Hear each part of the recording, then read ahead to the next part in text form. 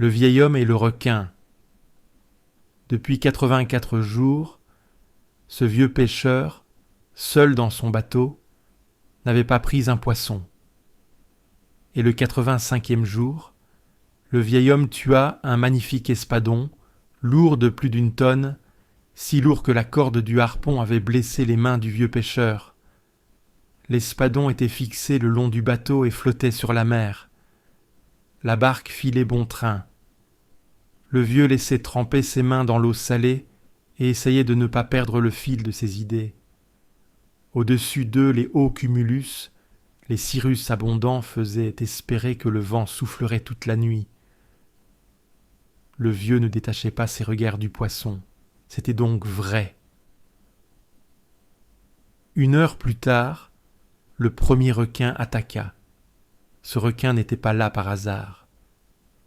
Elle avait quitté les vastes profondeurs de l'océan lorsque le sombre nuage de sang s'était formé, puis dispersé à travers les 1000 mètres de fond.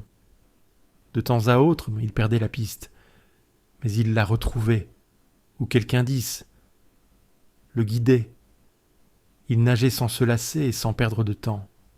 C'était un superbe requin d'Anthuso, bâti pour à vitesse, aussi rapide que le poisson le plus rapide, tout en lui était beau, sauf la gueule.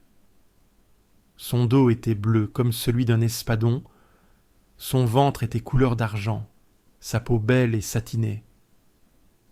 Il avait la forme de l'espadon à l'exception des mâchoires.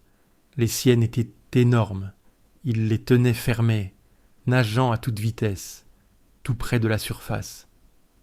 Sa haute nageoire dorsale fendait l'eau comme une lame d'acier. Dans sa gueule close, il y avait 8 rangées de dents plantées en biais, la pointe vers l'intérieur.